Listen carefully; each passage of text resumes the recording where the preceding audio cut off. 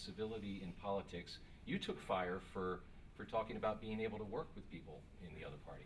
Well, the answer is it's been cut short drastically by three things. One, gerrymandering.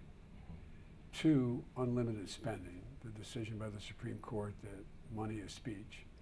And three, the lack of any social intercourse between and among senators. It used to be we used to all eat lunch together in the Senate dining room.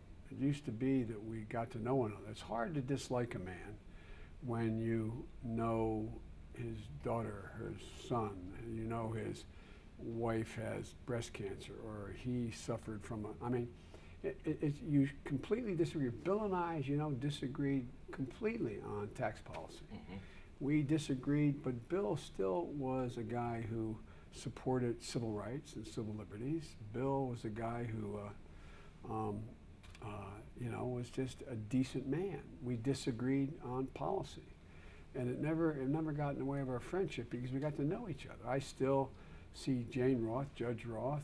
He lost a daughter. It just, you get to know somebody, and it's hard to dislike them, and it makes it easier for people to actually get things done. But if I start off and I question not your judgment, but if I question your motive, it's awful hard to get to go. It's awful hard to get to a place where you can reach an agreement. Mm-hmm. And today it's all about motive. The reason you disagree with me is you're this, you're bad, you're good, And I think that'll change again. I think we're going through a period of where it's been exacerbated, but I'm convinced unless we got to pull the country together. I know some of my colleagues talk about, I'm being naive, they were the old days. Well, let me tell you something.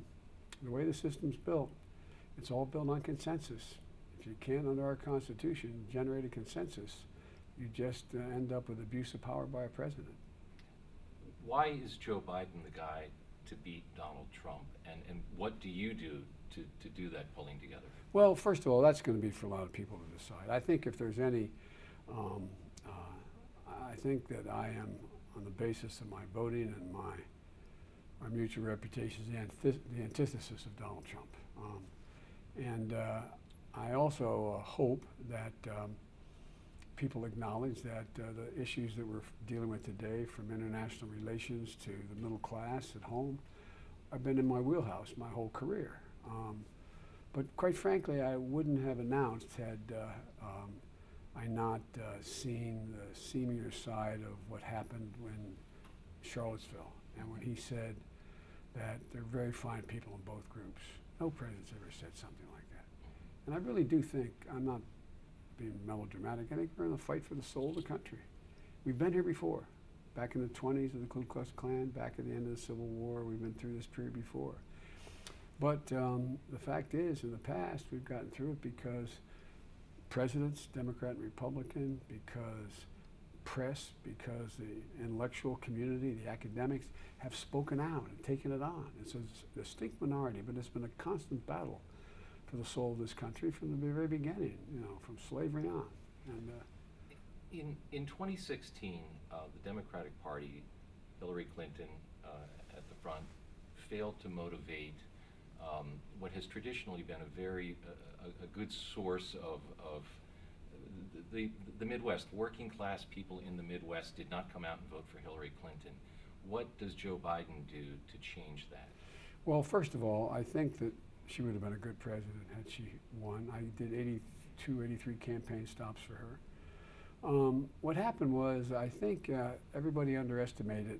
They couldn't understand how this guy kept wanting to talk about, touching women, or, he could do anything. He could do something in Fifth Avenue, shoot somebody.